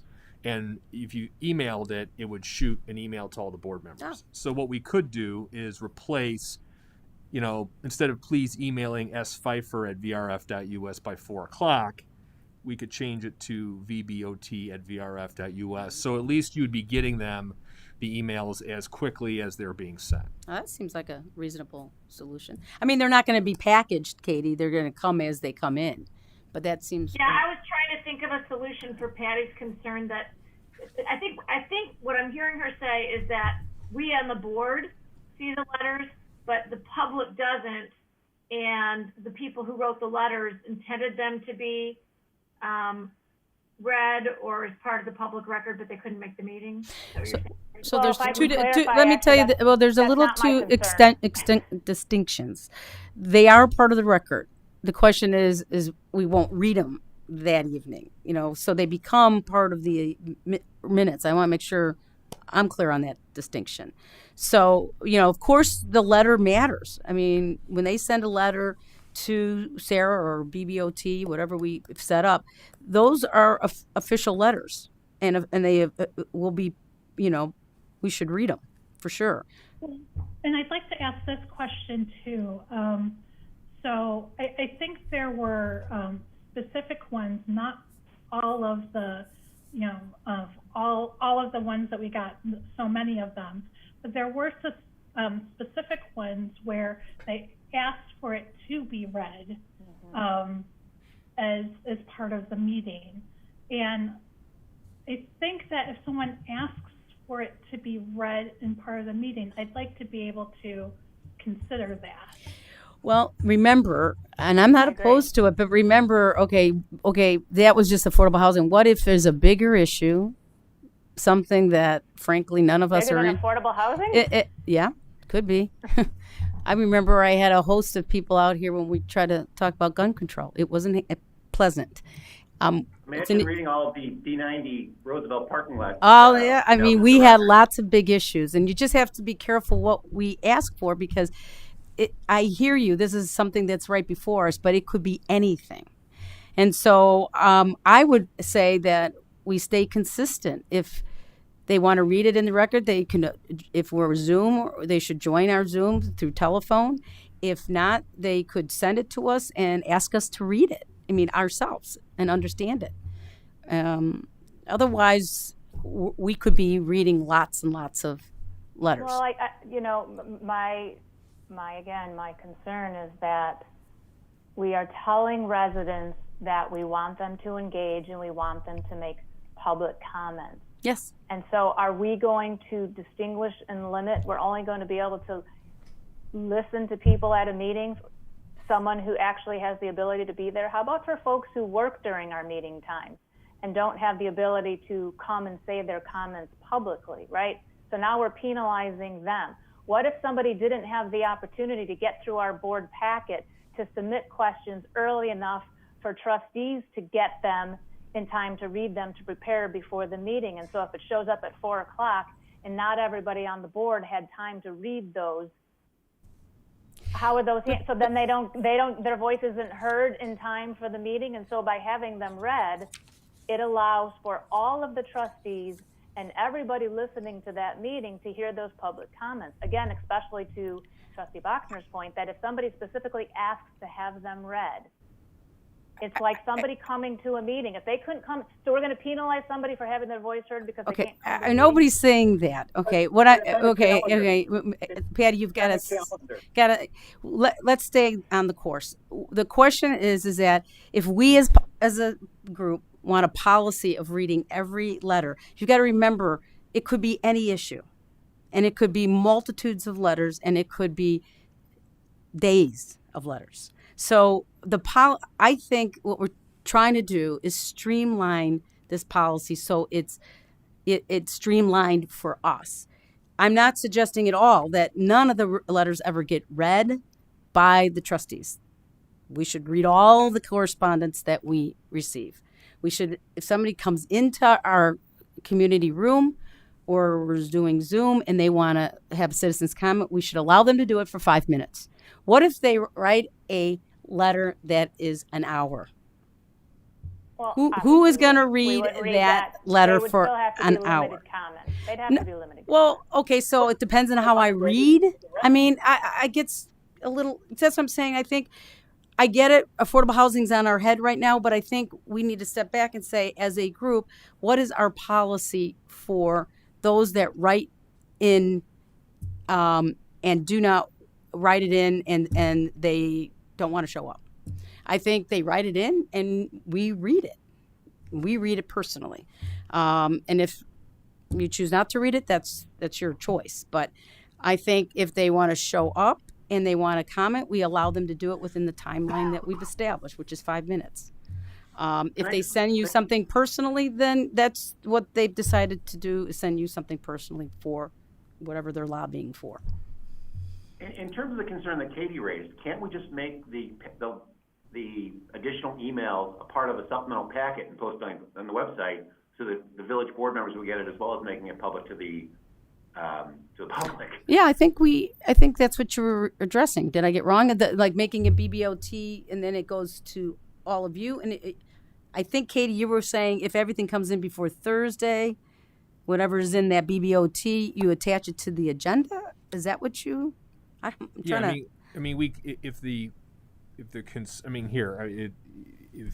think what you're saying, Tom, is, or Trustee Karji, is that you could take then all those emails that come in and then append them to the packet before the board meeting. That's what Katie said. Yeah, I mean, I guess all I would ask for there in terms of setting expectation, though, is that we just do that. We draw a line in the sand or a point in time and say, okay, 5 o'clock before the Monday of the meeting, and then, then we'll update it at that point. I just don't want to be doing periodic updates, to the packets. That's not fair. No, I would agree with you. The current policy, all I'm saying is, and I don't know if this is what happened, but when we got that Dropbox package that Monday afternoon, we could have just added a supplemental link to the website to say these are additional letters, something, you can, however you want to do it, but to me at least then we're publicizing them before the meeting to the public. But on Patty's point about penalizing people, I mean, I don't remember how old the village is, but we've never read emails. Yeah. If you're saying it's simply a COVID issue, then that's another question, but it's just as, I mean, if you have an email, it's fair to presume that the person also has a phone. And so if they want to make their public, if they want to read their email to the record, they have that opportunity. But certainly in the past, we've never entertained the idea of reading the emails that we get into the record as a substitute to requiring people to show up at the meeting to speak. Yeah. And I'm not sure what the current situation would warrant that. So the example that you had of someone that works, I mean, that person unfortunately wasn't able to go to a village board meeting ever before if they're particularly working that same shift. So I'm not sure what's changed to now make their lack of an ability to speak to the board more pressing than it was before COVID. It doesn't make it more pressing. What all this has done is just bring to my attention the importance of trying to make our meetings and opportunities for our residents to be heard. And so you're right, maybe that this is something we should have discussed a long time ago in terms of how we can make this easier for people to participate. And I guess what I would also strongly recommend I keep, at this point, Patty, you keep saying. Can I just finish? No, but you keep saying it, make it easier. I mean, I think it's easy. I think what you're saying is make it easy for you to read it. I mean, I don't think there's anything that barrier that we put up that says don't talk to us. I don't know one. It's either through the village website, it's either through my personal website, it's through coming knocking at my door. I mean, no, we've never put any barriers up. And that's not actually what I'm even saying. Okay. But what I'm saying is we have a line item on our agenda that calls for public comments. And I'm just trying to figure out a way that we could be as clear as possible with residents, expectations on how those are handled, Yep. how they'll be recorded, Okay. when they'll be read or not, which has not been consistent, because at the one meeting, when I tried to have one read, I was being pushed back on. And then the very next meeting, you actually read an email or a letter from somebody. I read it in my personal citizen, my personal elected official announcement. Okay. So then are you saying I mean, you guys can read. the option to do this? Yeah, if you want to read a letter that somebody 30 sent. emails that I get from somebody. Well, if you want that, you have that option under your announcements. I thought it was a nice letter from a beautiful woman, 96-year-old. I mean, it was a touching letter. If you know, that was an announcement from my point of view. So let's go back. So. I think Tom and Katie are onto something in terms of being able to package up some of these emails that come in. What I'm a little confused about is if they come in on Monday, the agenda's already out. Are you just make sure that they get where? On the website and to the... Right. So if we utilize this new email address, they would be able to go right to trustees. That part's easy. Okay. If the concern is then we want to take those comments before the meeting and package them up to make them accessible. The only concern I would have to talk to staff about is making sure how those emails are set up and what, if anything, has to be redacted out of them per an open meeting, not open meeting, FOIA consideration. So I just don't know the answer to that question right now. I can certainly get them to the board right away, but if the second step is, okay, now we want them to be, because if the board's like, look, then just put them on as proposed as part of the minutes. By the time we package the minutes up, we would have time to do all those redactions that come in with people's phone numbers, emails, and all that other stuff. If it's going to be the same day, I'm just concerned. So Eric, Hang on. So you're concerned that you can't get to the redaction? I mean, we can't do this at 5 o'clock on Monday. You know, Right. I mean. So can we say that whatever letters we got by Thursday? You know, to the No, because people can't respond to the packet then. Right. People are potentially emailing in response to agenda items. Yeah. It's tricky because you want to give people time read the packet to know what they want to say, and you also want people to give people time to read the new information, the new emails. So I would suggest throw out there 5 p.m. Friday or 9 a.m. Monday. I would suggest 9 a.m. Monday because you have to give people the weekend time to even read the packet to know what they want to make comments on, but give more time during the day for trustees to actually be able to read the emails. Because that's the thing, I get we're all busy. I get some of us are working full time and don't have access to be able to read emails that come in late. And so the other benefit to public comments is that people say it and everybody hears it at the same time, even if they didn't have time early. What do you want to do? Yeah, I mean, here are the you know, what we could do. You know, I guess even taking a step back, and again, this is at the will of the board. So whatever you opt to decide to do, staff will implement. But you know, board meetings in themselves are business meetings, right? So it's an opportunity to conduct business, and for the public to view that, witness that, and observe that. And certainly, public comment in my career has always been, you come to the microphone, you get your 5 minutes, and you go about your merry way, right? And so, and the board hears that, and at that moment in time, you know, in a way, the written comments are even a better benefit because you're getting some stuff ahead of time, certainly. But you hear those comments, and then you know, we take action and we go about our business. And so, you know, providing, you know, that, you know, folks have email, Facebook mess. I mean, there's so many ways to communicate, certainly to engage and reach out to you. Yeah. The notion of now having, well, I want to have written comments, and now I want those written comments put in a forum so it becomes interactive in a way. I'm not saying it will never get to that point, but it's not really something. It's really taking it a whole other step further. And I'm just also concerned, even if you draw the line at 9 a.m. and it's, I mean, Roosevelt School, it's we gun had control. a billion. I mean, I just something. remember those days like they were yesterday. I mean, right now, affordable housing's on our mind, but there's going to be an issue that we all. Those comments weren't really even. I mean, there were still a lot of comments, but we've gone through other. I think I'd like to stay with what you proposed. I think only because it could get unyieldy in a lot of ways in terms of issues. Well, and to, you know, some trustees have brought up tonight, it's about setting expectations, right? And so the public is also very quick to jump on the village or on staff. I've seen it recently, where if there is a perception, even if it's 100% wrong, if there's a perception that an expectation wasn't made, then we're just going to assume that worse facts and that, you know, it's all staff's fault, right? And so I'm also concerned that by doing this, we're setting ourselves up for failure a little bit. That's all. So just my when thoughts. I made my suggestion, I had thought about redaction. So that would, if we set it for Monday, that is a burden on Sarah and John, and that's not what I wanted. So I know it wasn't anything formal, but in hindsight, that's probably a bad idea. Yeah. So, go ahead. So, and again, if you look at the top of the agenda that was published on Thursday, it gives all the information for people to dial in. And you know what?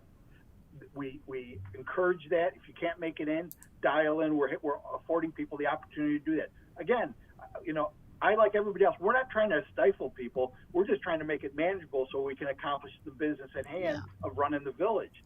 So we're giving people a method to do that. And again, up until 4 o'clock on the day of the meeting, they can call Sarah and get on the list to dial in. So, you know, I think we're doing a lot to encourage it. We just have to be able to manage it. Well, and again, I also think we have two different things going on. I get that there's the volume issue when we have a big topic, right? But I think there's also times when it's not even necessarily a volume issue. It's just a matter of trustees being able to, again, listen to what's being said, reflect on it, think about it, perhaps incorporate it into their thought process or ideas on whatever it is we're trying to vote. And so I'm back to, if we have public comments on our agenda, meaning we want to hear from residents, the more we can make it easy and for residents to feel that when they come out and make that effort, that we're actually going to listen to what they have to say and not just check a box to say that We've listened to them. We've allowed an opportunity for them to say, but we're really not going to listen to anything they have to say because we're going to immediately go to a vote and not even take into account anything that's just been shared with us. I'm at a loss as to how writing an email is easier than making a phone call. I understand the point you're I making. can if process there both was- of them. Huh? But I can understand the point if we didn't permit people to call in, that the only means of communication was via email. But anyone that wants to talk to us Right. can call. Right. And again, if you got an email, you probably have a phone. I think that's a fair assumption. So Yeah. I guess I'm not understanding the point you're making. It just seems to me that anyone that wants to speak to us has that opportunity. There's multiple ways of doing it. And if they want to talk to us directly at the meeting, there is a very easy way of doing it, which is just call into the meeting. Right. Well, Yeah. I guess since this is about our residents, right, and we're all on the board to represent our residents and to be a voice for our residents. So again, I'm going to go back to my recommendation that this be a discussion. Let our residents listen to our discussion and let us know. We may find from some of our residents that there are very compelling reasons to why they weren't able to call in or participate, or the reasons they sent their emails, as opposed to participating and saying them verbally, right? Let's hear from our residents why we get what we get from them. Patty, we're not going to ever get anything done if we have to adjust our schedule. We publish a calendar, we publish an agenda, we give people the opportunity. I don't understand the percentage of people that you're looking that are not being able to participate in this forum in one way or the other, by email, by phone, by Zoom. The constant pushing back of we can't run the business, which is running the village, by continuing to push this stuff back. So we're telling people how to do it.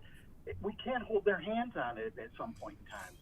Yeah. And even if we approve the policy tonight, if there is that incredible blowback that you anticipate, we can always revisit the policy. Yeah. Yeah.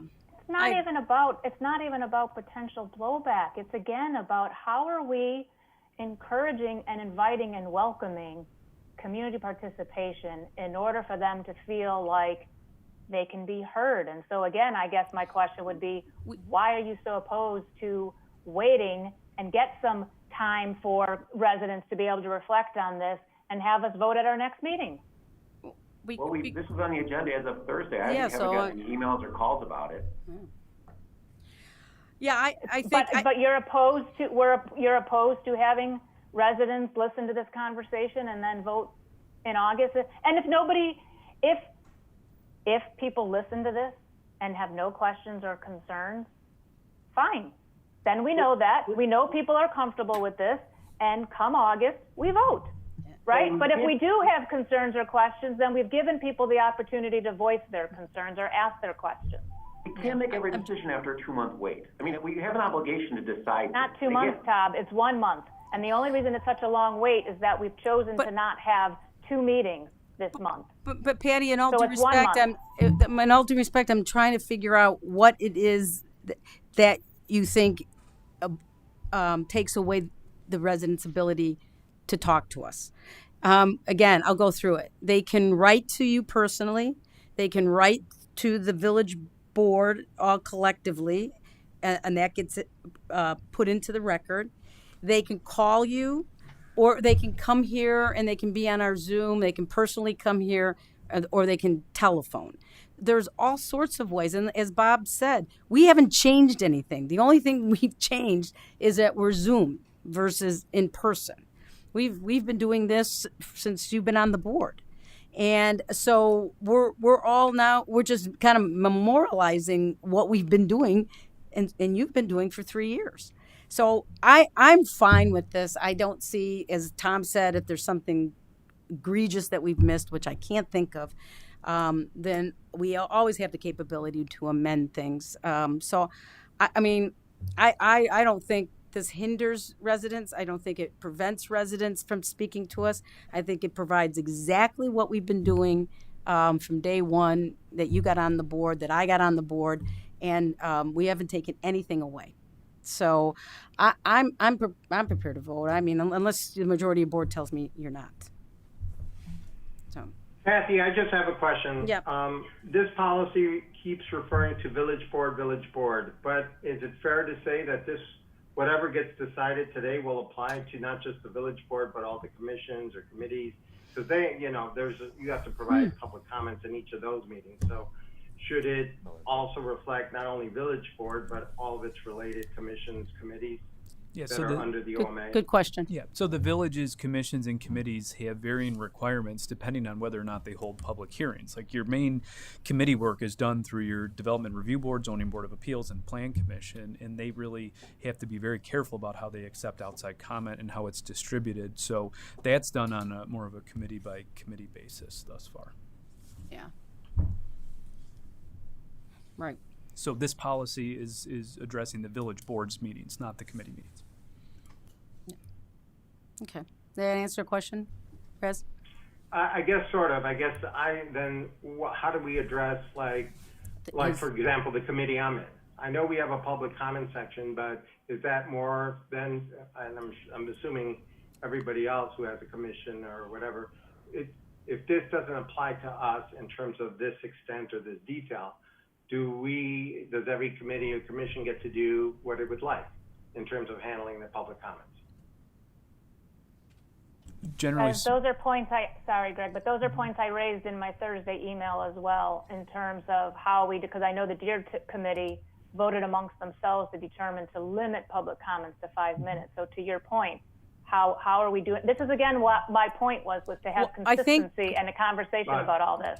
Greg just answered it. Yeah, so correct. And it's generally up to each committee to decide for themselves how to deal with public comment in coordination with their staff liaison. Some committees may get no public comment. Some may have a great deal. Some may have due process issues like with your zoning process. Right. So there's not a one-size-fits-all approach. You're just dealing with your own comments as a village board. Well, and the ZBA and the DRB already have rules of procedure reviewed and adopted because they get into public hearing situations, matters of cross-examination, et cetera. So those had been in place for some time.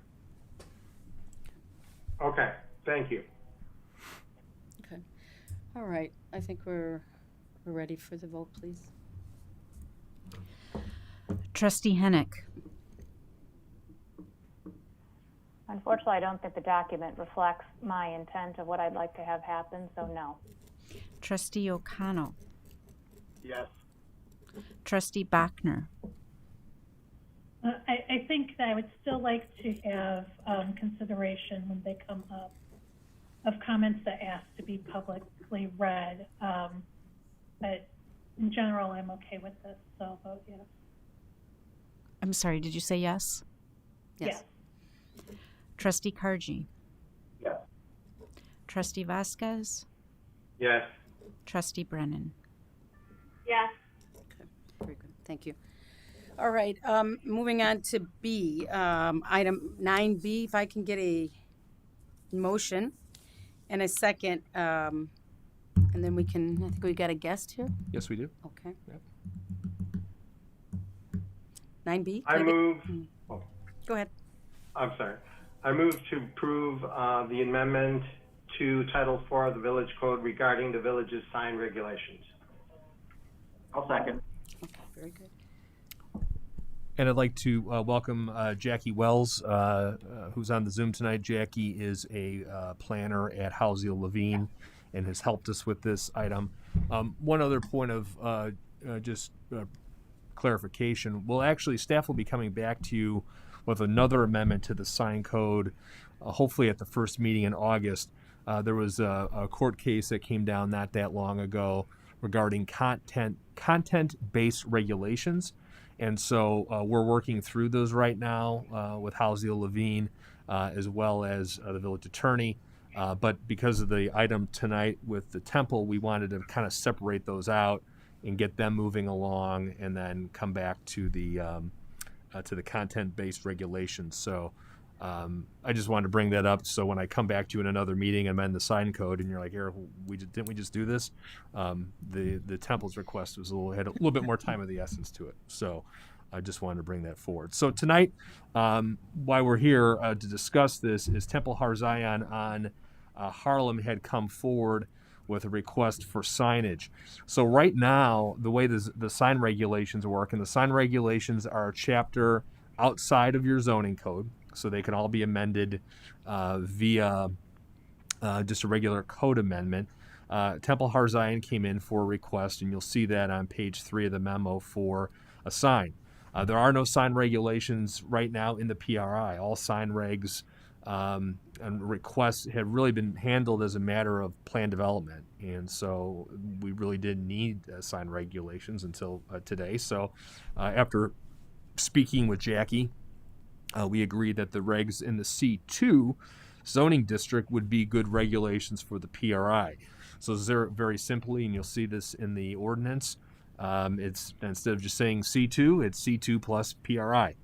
And so we said, okay, great, work's done, right? Fantastic. Well, let's look and make sure that the request from the temple would be approved, and based on those current regulations, they would not. And so we then had a further conversation about requests that come in that may require a variation. And so that's where I'll ask Jackie to come in, and I'm going to share my screen as well. She had created 2 visual examples of how the variation process will play out, and more understanding what a minor variation, which can be approved at a staff level, versus a major variation, which would require a hearing at the Zoning Board of Appeals. And for those of you who are on the board, and I think we may have some board members that were part of this, but quite frankly, after November will be 10 years here, you start to lose track of when all this took place. I'll be really honest with you, and 2020 hasn't helped. But we amended the building regulations a while ago for fences, and so fences now also have a variation process through ZBA as well. So we're using that model as we look at the sign regs. But give me 1 second as I share my screen here.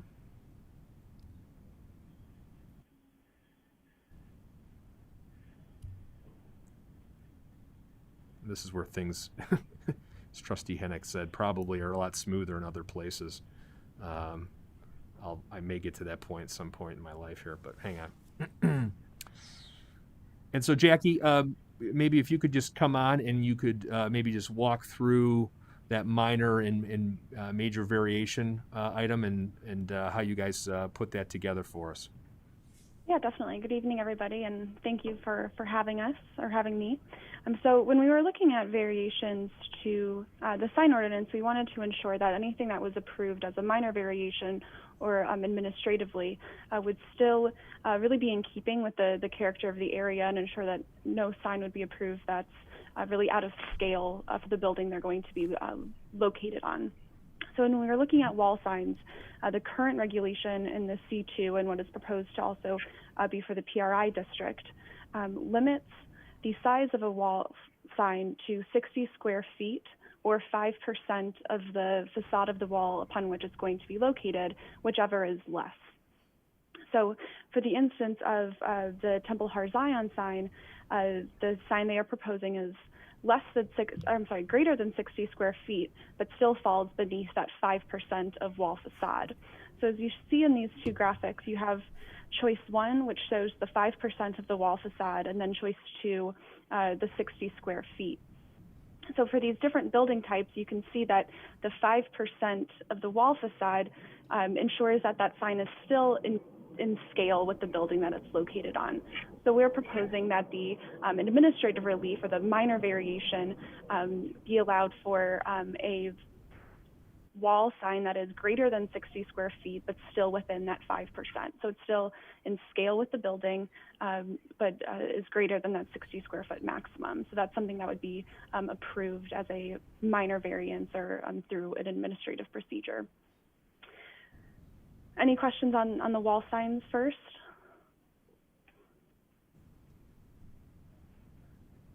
All right, so similar to a wall sign variation, we're proposing that there be another minor variation procedure for other types of signs, so your more freestanding signs, up to 10% increase. So this would allow for just a small additional amount of square footage. So say it's a 100 square foot sign, then you get an additional 10 square feet. So not a large addition, but something that is at least meaningful to the property owner, to the developer who is proposing that sign. So that would be allowed to be approved administratively. And now for the major variation, where you'd have to go through that variance process, we are recommending that would be considered for an increase greater than 10% in any of those individual sign area limitations, except for wall signs, and then anything greater than 5% or the 60 square feet for wall signs, and then further an increase in the total of all permitted sign area on a zoning lot. And again, that would be a major variation, and those would be sent to the zoning board. And the other thing I would point out too is if a applicant still had signage through their plan development permit, the plan development permit would, I'm not going to use that word, be on layer on top of. I was going to say trump, but you just don't say that anymore these days. You're not going to trump. It would be on top of. Be on top of the regular regulations. So, yeah, the plan development permit would take precedent over that. All right. Thanks for that summary. So the one thing that, as you were describing this, Jackie, I apologize. You were mentioning something around 60 square feet, and I don't see that in the summary. Is that something that did I miss that in the notes somewhere? So that's not a proposed revision to your current sign ordinance. So in section 4-5-9 D1, total sign area, D2, individual sign area for wall signs, the regulation reads not to exceed 60 square feet per sign, or not to exceed covering more than 5% of the wall to which it is affixed, whichever is less. So that's a sort of a range that you're currently allowed. It's either 5% of the wall sign, which in the example of the more traditional downtown style building, that 60 square feet was less than the 5% of the wall. So then they would be limited to that 60 square feet. I'm trying to figure this out, and forgive me, but the amendment that we're proposed tonight only allows for increasing the size of an existing sign, correct? Increasing the size of a proposed sign. What about the actual ordinance that's in front of us? Because but this is a new sign, correct? They currently don't have a sign? Correct. All right. The proposed amendment accomplish the goal. This just talks about changing, and maybe I just have the wrong version of the ordinance, but all this talks to is major and minor changes where you're amending an existing sign. I don't see anything in here about a new sign.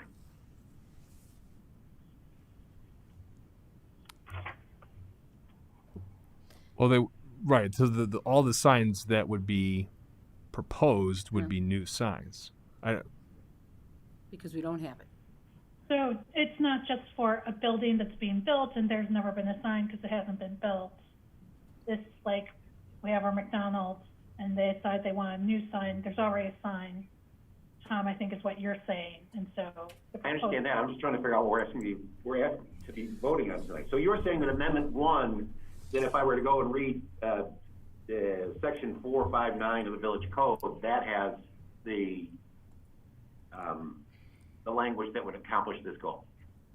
459 establishes regulations for the PRI, which have not previously been in effect. Oh, okay. I'm just sorry. I understand now. So that if I had read that part of the regulations, it would reflect this sign area for new sign. Correct. And the code says that any new sign or sign that's being expanded or altered needs a separate permit. And when they come in for a permit, Then staff looks at the regulations and determines whether or not they meet those requirements. And now, if they don't meet those requirements, there's an opportunity for a major or minor variation process to be followed, potentially. Mm-hmm. And I'm sorry, I just want to clarify Trustee Bachner's question about the 60-foot max. Is that shown, that number is somewhere else in the ordinance as well? Yeah, I'm just bringing it up right now. Hang on.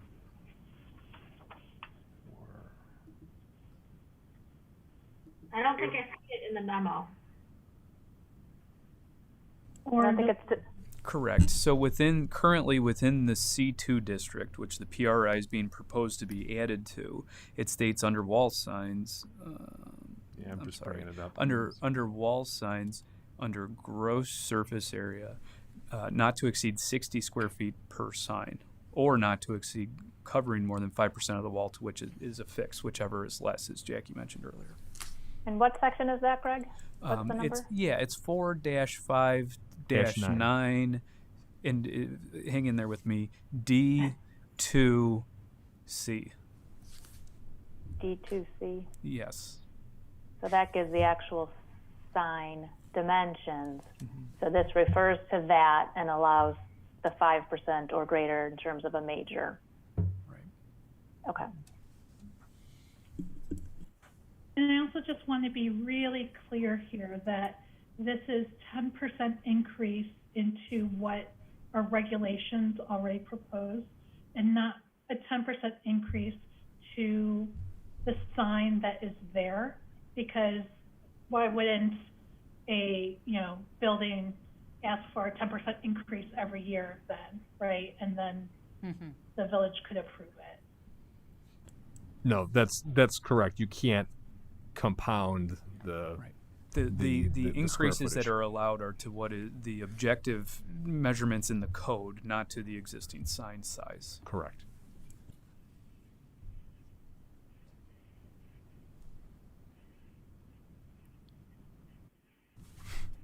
Okay, yeah, I think that's clear. Is that clear, Erica? Yep. Yeah, clear as mud? Yeah. Okay. I'm hoping it's there.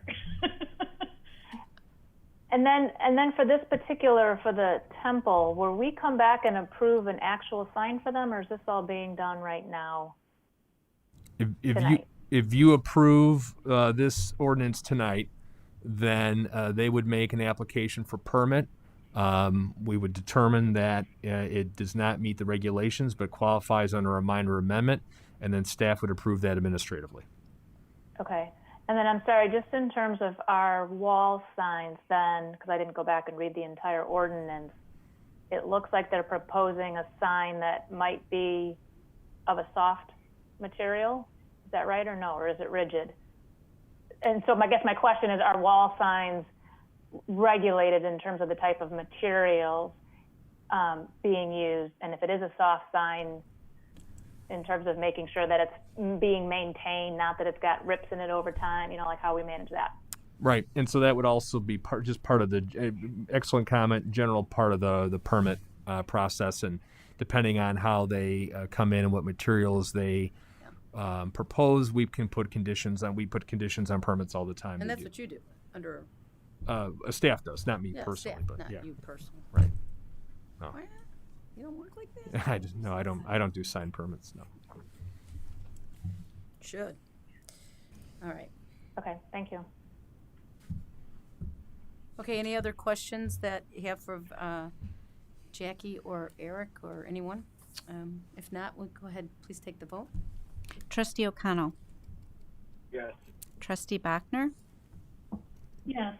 Trustee Kargi. Yes. Trustee Vasquez. Yes. Trustee Brennan. Yes. Trustee Hennick. Yes. Motion passed. Okay. I think we're finished. That's it. Okay, if I can get a motion to adjourn. I'll move to adjourn. Or here a second? Second. Okay. My notes say roll call. It's not voice vote, it's roll call. It's a roll call. Okay. Trustee Bachner. Yes. Trustee Kargi. Yeah. Trustee Vasquez. Yes. Trustee Brennan. Yes. Trustee Hennick, Yes. Trustee O'Connell. Yes. Okay, meeting adjourned at I guess you don't need me. 9 o'clock. Thank you, guys. Thank you. Congratulations on Thank you, getting that everybody. grant.